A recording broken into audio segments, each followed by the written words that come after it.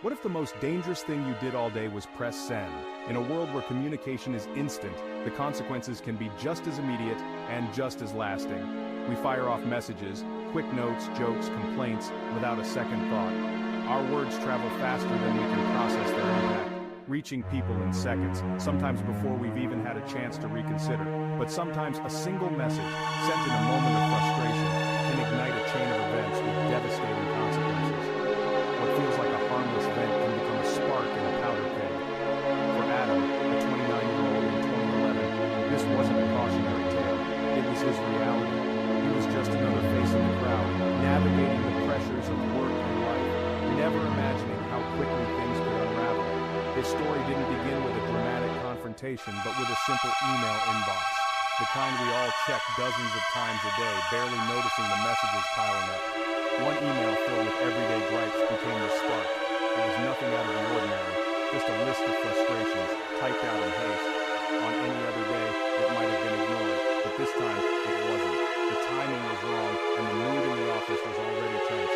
The message was misread, its tone twisted by the coldness of text. Without the warmth of a voice or a smile, the words felt harsher than intended. Without the cues of a face or a voice, the words took on a life of their own. They became something Adam never meant them to be. That email was forwarded, dissected, and soon a private disagreement became a group drama. The ripple effect was unstoppable.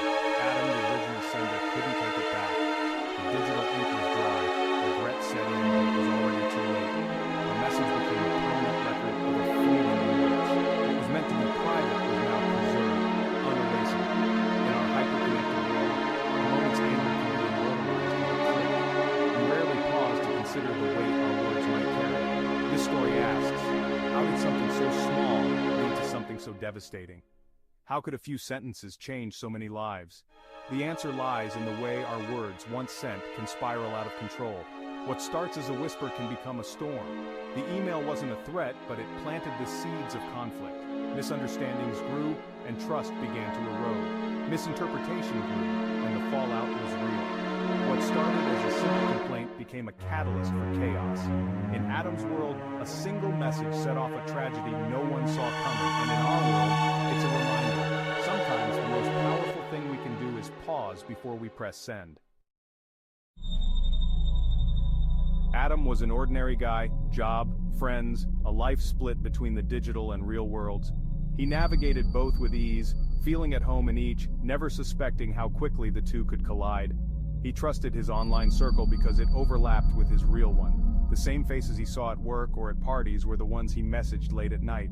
The conflict started small. A roommate disagreement, the kind that's as old as shared living. Dishes left in the sink, music too loud, the usual friction. But instead of a kitchen conversation, it began with an email. A digital note sent late at night, words chosen quickly, emotions simmering beneath the surface. The message was pointed, a little passive-aggressive, easy to write, hard to read charitably. Tone was lost, and assumptions filled the gaps. It was enough to light the fuse. With a single click, the argument left the private world of their apartment.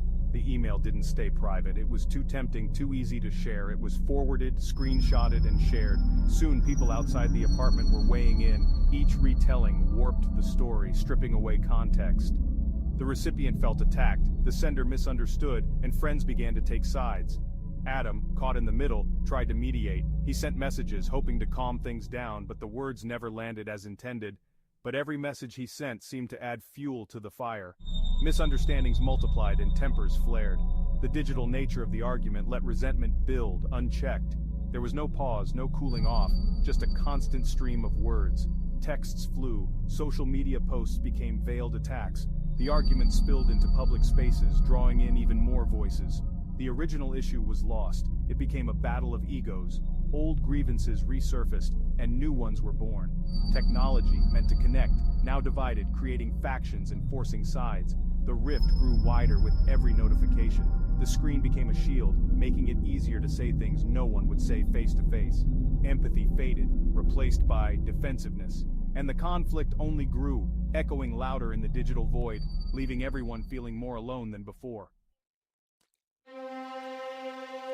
At the heart of this tragedy was a close-knit group of friends, people who had grown up together, sharing secrets, inside jokes, and countless memories. Years of shared history, now unraveling before their eyes, as the foundation of trust began to crack. Their group chat, once a source of laughter and comfort, became a courtroom where every word was scrutinized. There was no escape. The argument followed them everywhere, buzzing in their pockets, glowing on their screens, invading even the quietest moments. Private complaints became public betrayals in seconds, as screenshots and rumors spread like wildfire. Adam, friends with everyone, tried to play peacemaker, reaching out to each side in hopes of restoring harmony. His messages urging calm were misinterpreted, neutrality seen as taking sides, and every attempt at mediation only deepened the divide. The digital world stripped away nuance, leaving only cold text and misunderstood intentions. Jokes landed as insults, questions as accusations, and every message seemed to add fuel to the fire. The friends talked at each other, not to each other, their words ricocheting without understanding. Technology connected them, but also isolated them in their own resentments, each person trapped in their own perspective. The bonds of friendship became weapons of conflict, twisted and used against one another. Trust eroded, replaced by suspicion and doubt, as every action was second-guessed. Every notification was a potential new front in the war, a reminder that peace was out of reach. The group's easy camaraderie was gone, replaced by paranoia and a sense of loss. The digital space that once united them had become a battlefield, every message a potential landmine. Adam was left walking a tightrope with no safety net, unsure where to step next. The technology that brought them together was now tearing them apart, leaving only echoes of what their friendship used to be. The conflict didn't explode overnight, it simmered for months. The initial email was just the start. Tension pulsed through every message. There were lulls, but the grudge never died, kept alive by technology. Adam's attempts to mediate grew more desperate, urging his friends to talk in person, but his pleas were ignored. Every angry word, every accusation was saved, permanent, unlike spoken arguments. The group could scroll back, reliving and reinforcing their anger. The argument became a living document, never allowed to fade. Healing was impossible. The wounds stayed open. Trust vanished, replaced by suspicion and paranoia. The digital playground became a battlefield. The slow burn was moving toward a flashpoint. Soon, digital anger would spill into the real world with devastating force. When Adam was found dead, police turned to his digital life for answers. His phone, laptop, and social media became the new crime scenes. Investigators traced the email thread, mapping the conflict's escalation. The digital trail revealed motives, suspects, and a timeline. Angry texts, veiled threats, and Adam's pleas for peace were all there. The evidence was undeniable. A friendship unraveling in real time. The technology that fueled the conflict also provided the proof. Law enforcement became digital detectives, following breadcrumbs of data. The clues weren't fingerprints, but messages and metadata. The digital record led straight to the killer. In the end, the same technology that tore them apart solved the crime. Adam's case isn't unique. It's part of a troubling trend. Research shows about 13% of online arguments escalate to real-world threats.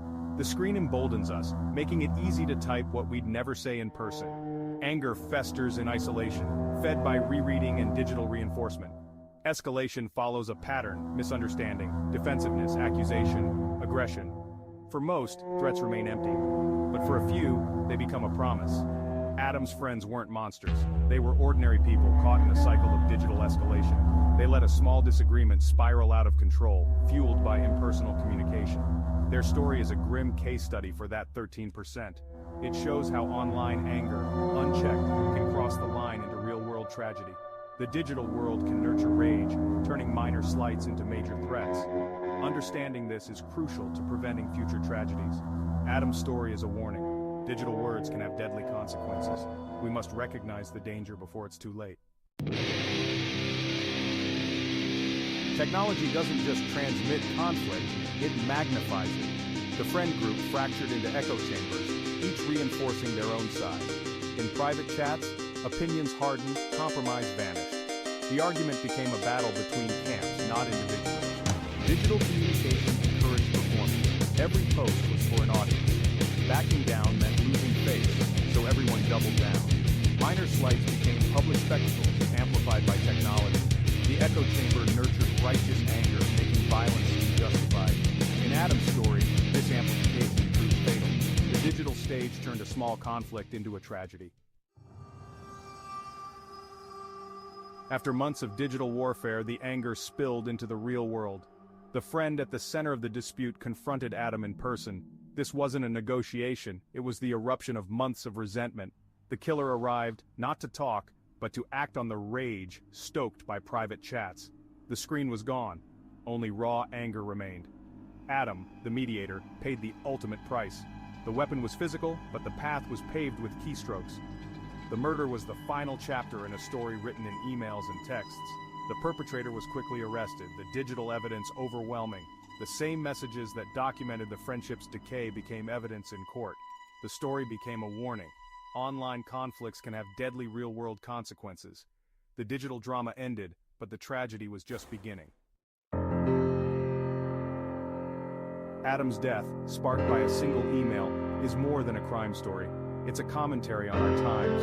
We're more connected than ever, but are we truly communicating? We've traded nuance for speed, empathy for efficiency. This tragedy forces us to reflect on our digital habits. How often have we sent a message in anger or misread someone's tone? Adam's story is a mirror, reflecting the dangers of digital misunderstandings. Behind every screen is a real person with real feelings. The impact was devastating. One life lost, another ruined, friendships shattered. The ripples of that one email spread far and wide. Our online actions have real-world consequences. This isn't an argument against technology, but a call for empathy and awareness. Sometimes the most important conversations need to happen face-to-face. In a world more connected than ever, we risk feeling more apart, and that distance can be dangerous.